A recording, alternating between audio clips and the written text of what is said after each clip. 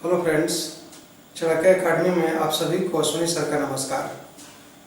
आज हम पढ़ाने जा रहे हैं करंट अफेयर्स, विशेषकर एनटीपीसी परीक्षा को ध्यान में रखते हुए मैं अब करंट अफेयर पढ़ा रहा हूं और एनटीपीसी से संबंधित कुछ टेस्ट पेपर भी पढ़ाया जाएगा। तो आप ध्यान रखिए, एक निश्चित समय में ये सबको आपको भेजा जाएगा। और एक विशेष बात कि आप टेलीग्राम से जुड़ जाएं। ये यूट्यूब वीडियो में जो डिस्क्रिप्शन दिया गया है उस डिस्क्रिप्शन में हमारा लिंक है, जिससे आप जुड़ जाएं और एक जगह सारे मैटर आपको उपलब्ध होगा। आज पढ़ने जा रहे हैं करंट अफेयर्स में कि इस वर्ष की चर्चित घटनाएं। ध्यान रखेंगे कि 2020 से संबंधित ही करंट अफेयर्स पूछे जाएंगे। 19 की भी कुछ इंपॉर्टेंट है, उसको भी पढ़ाया जाएगा, लेकिन जितना पढ़ाया जाएगा उससे बाहर करंट अफेयर्स में कुछ भी नहीं रहेगा, इस बात को ध्यान रखेंगे।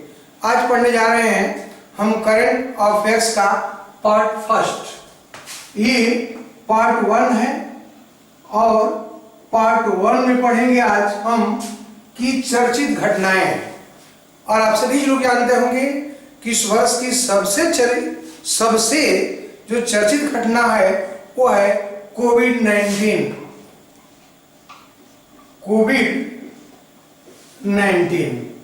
हम थोड़ा सा आपको कोविड-19 का और समझा रहे हैं कि को से क्या होता है। इसे होता है कोरोना। VI से होता है वायरस। डी से होता है डिजीज। और 19 का अर्थ है कि वर्ष 2019। ये कोरोना का शाब्दिक अर्थ है। ध्यान रखेंगे कि कोरोना एक वैश्विक बीमारी बन चुकी है, एक वैश्विक आपदा बन चुकी है। तो विश्व संगठन WHO, वर्ल्ड हेल्थ ऑर्गेनाइजेशन, विश्व संगठन ने, ध्यान रखेंगे कि 11 मार्च 2020 को इसे वैश्विक महामारी घोषित किया है। प्रश्न पूछा गया है, ये पूछने की संभावना रहेगी कि WHO ने कब इसे वैश्विक महामारी घोषित किया है। तो ध्यान रखेंगे कि 11 मार्च सन 2020 को WHO के द्वारा इसे वैश्विक महामारी घोषित किया गया है। और प्रश्न क्रिएट होता है, जो प्रश्न पूछने की संभावना है कि इस वायरस की पहचान सर्वप्रथम कब कहां हुआ था। इस वायरस की पहचान सर्वप्रथम, ध्यान रखेंगे कि इस वायरस में, कोरोना वायरस की पहचान पहली बार ये दिसंबर 2019 में ये चीन के वुहान शहर में हुआ था। लेकिन इस बात की पुष्टि अभी होना बाकी है कि यह वायरस आया कहां से। शुरुआत चीन के वुहान से हुई, लेकिन अभी पुष्टि होना बाकी है। किंतु कुछ विशेषज्ञों का दावा है कि इस वायरस की पहचान, इस वायरस की शुरुआत चीन के वुहान शहर के फ्रेश फूड मार्केट से हुआ है। हालांकि अभी पुष्टि होना बाकी है कि इसकी उत्पत्ति चमगादड़ों तथा सांप के मांस से बने हुए डिश भोजन से हुआ है, या फिर इसमें कुछ योगदान वुहान स्थित लेबोरेटरी का है। यानी कि वुहान स्थित उस प्रयोगशाला का है जिसमें खतरनाक वायरसों का प्रयोग किया जाता है। तो ये अभी स्पष्ट या इसकी पुष्टि नहीं हो पाई है। ये स्पष्ट है कि चीन के वुहान शहर से उत्पत्ति हुई, शुरुआत हुआ, लेकिन वुहान स्थित फ्रेश फूड मार्केट से हुआ है या वुहान स्थित उस लेबोरेटरी से हुआ है जहां विभिन्न प्रकार के खतरनाक वायरसों का प्रयोग किया जाता है। एक प्रश्न होता है कि ये कोविड-19 क्या है? क्या है कोविड-19? ये प्रश्न, ऐसे प्रश्न पूछे जाते हैं कि कोविड-19 है क्या वास्तव में? तो ध्यान रखेंगे कि कोरोना वायरस गंभीर तीव्र श्वसन सिंड्रोम परिवार की एक खतरनाक वायरस है। कोरोना वायरस गंभीर तीव्र श्वसन सिंड्रोम ये परिवार की एक बीमारी है जो श्वसन से संबंधित बीमारी होती है। यह एक प्रकार का, ध्यान रखेंगे कि आरएनए ये एक प्रकार के आरएनए वायरस है। कोरोना वायरस एक प्रकार में सार्स श्वसन सिंड्रोम का परिवार का जो खतरनाक वायरस है। यह एक प्रकार का आरएनए वायरस है जो शरीर के अंदर सेल में, कोशिकाओं में टूट जाता है और उनका उपयोग खुद को पुनः उत्पन्न करने के लिए करता है। विशेषज्ञों की राय है कि यह किसी भी संक्रमित व्यक्ति के संपर्क में आने से फैलता है। अब देखेंगे कि इस कोविड-19 का वैश्विक अर्थव्यवस्था पर क्या प्रभाव पड़ा। विश्व की अर्थव्यवस्था पर इस कोविड-19 का क्या प्रभाव पड़ा? तो आप जानते हैं कि इसका प्रभाव इस प्रकार पड़ा था कि पूरा विश्व की अर्थव्यवस्था प्रभावित हुई। शेयर मार्केट हो, पर्यटन उद्योग हो, विभिन्न प्रकार के उद्योग धंधे हो, यहां तक कि इससे वैश्विक खेल कार्यक्रम पर भी प्रभाव पड़ा। लेकिन WHO ने, विश्व संगठन ने इसके लिए कुछ दिशा निर्देश जारी किया है।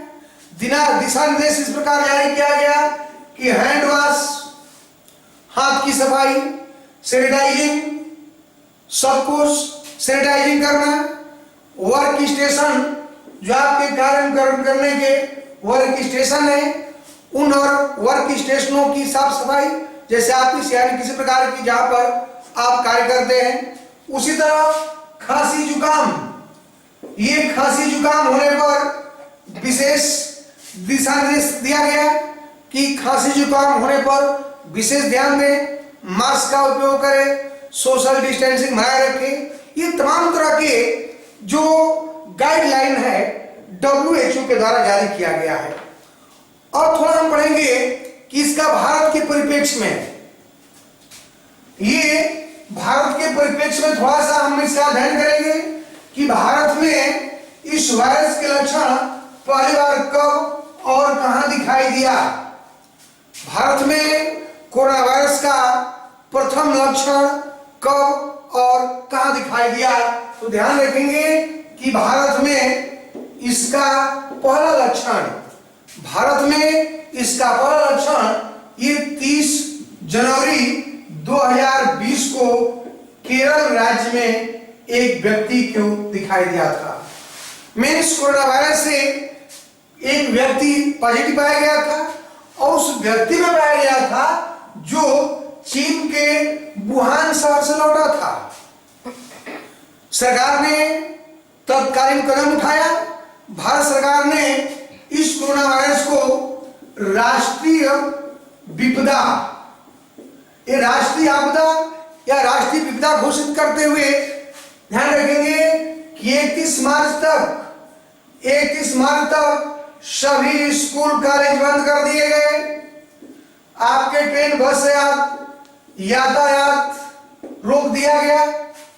यही नहीं, ध्यान रखेंगे कि अब ये राष्ट्रीय महामारी से संबंधित जो एक्ट है वह वर्तमान सरकार का बनाया हुआ नहीं है। वास्तव में आप देखेंगे कि 1897 में जब ब्रिटिश भारत का राज्य था तो ब्रिटिश भारत के राज्य में ऐसे किसी भी प्रकार के खतरनाक बीमारी से निपटने हेतु या उसके रोकथाम हेतु 1897 का महामारी एक्ट बनाया गया था। उसी एक्ट का समय पर संशोधन किया जाता रहा और इसी एक्ट का सहारा लेकर भारत सरकार ने 31 मार्च 2020 को सारे स्कूल कॉलेज बंद कर दिए गए, यातायात के मार्ग रोक दिए गए और नया यात्रा एडवाइजरी जारी किया गया।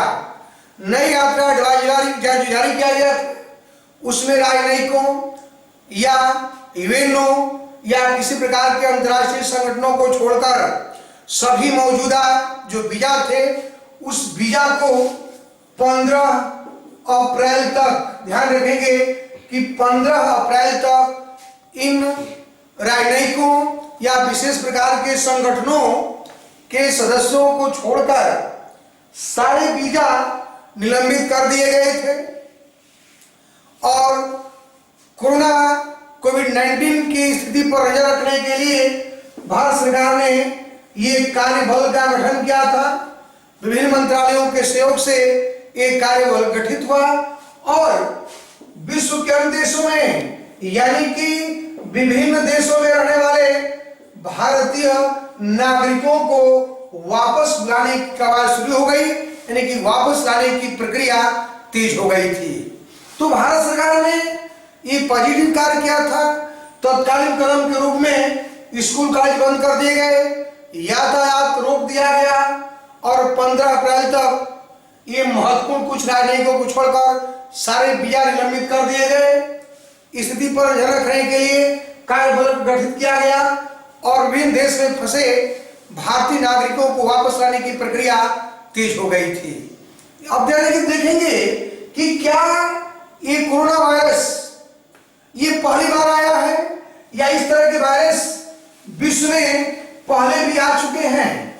तो ध्यान रखेंगे कि कोरोना वायरस से पूर्व बहुत से ऐसे वायरस आए हैं जो विश्व के अन्य देशों पर प्रभावित किए थे। जैसे आप जानते हैं कि बर्ड फ्लू, ये बर्ड फ्लू जिसका अर्थ होता है H5N1, इसका नाम है, ध्यान रखेंगे, एवियन इन्फ्लुएंजा। एवियन इन्फ्लुएंजा की शुरुआत पहली बार 1997 में चीन के हांगकांग में हुई थी और जहां ये पोल्ट्री उद्योग में पहली बार ये बर्ड फ्लू के लक्षण दिखाई दिए थे और वहीं से विश्व के अन्य देशों में फैले हुए थे। इसी प्रकार सार्स,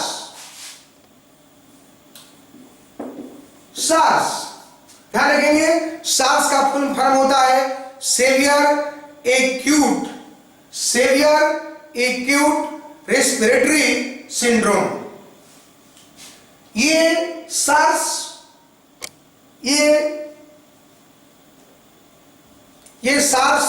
जो वायरस है सीवियर एक्यूट रेस्पिरेटरी सिंड्रोम, ये पहली बार 2003 में सामने आया था। और ध्यान रखिए विशेष बात है कि दक्षिण चीन के ग्वांगडोंग,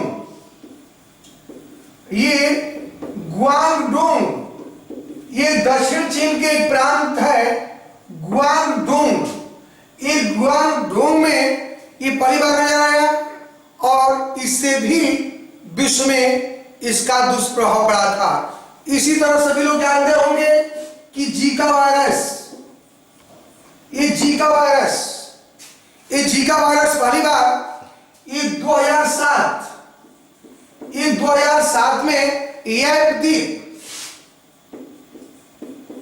ये अफ्रीकी देश माइक्रोनेशिया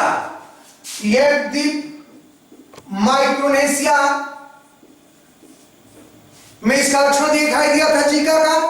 आप जानते हैं कि जीका वायरस में इसका प्रभाव पड़ता है कि गर्भावस्था के दौरान, गर्भावस्था में इसका दुष्परिणाम ये भ्रूण पर पड़ता है। यानी कि गर्भावस्था महिलाओं के या तो बच्चे मर जाते हैं या अनेक प्रकार के रोगों से एक ग्रसित पाए गए थे इस जीका वायरस। यानी कि ये भ्रूणावस्था में, मीन्स गर्भावस्था में ये भ्रूण की हानि हो रही थी इस जीका वायरस से। ये विशेषकर जो सर्वाधिक प्रभावित देश था वो ब्राजील था। इसी तरह इबोला रोग, इबोला वायरस 2015 में अफ्रीकी देश एक गिनी में आया था। इसका प्रथम लक्षण ये अफ्रीकी देश गिनी में देखने को मिला था।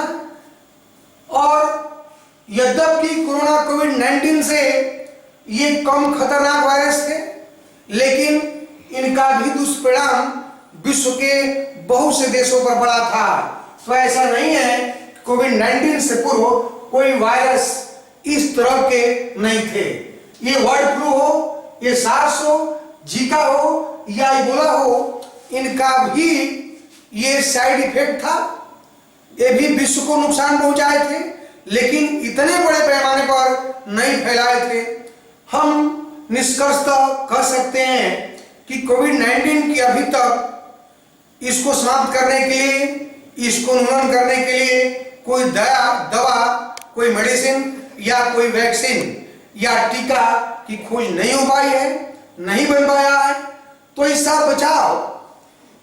बचाव न केवल सरकार का उत्तरदायित्व है, बल्कि आम नागरिकों का भी उत्तरदायित्व है कि इसके बचाव और सरकार द्वारा जारी गाइडलाइन के पालन करें। और वास्तव में हम इसे निजात तभी पा सकते हैं जब समन्वित प्रयास हो। हम समन्वित प्रयास के द्वारा ही सरकार और नागरिकों का कर्तव्य बनता है कि इसकी विकरालता को कम कर सकें। यद्यपि जहां तक आंकड़ों की बात है तो आंकड़े इससे संबंधित आए दिन बढ़ रहे हैं।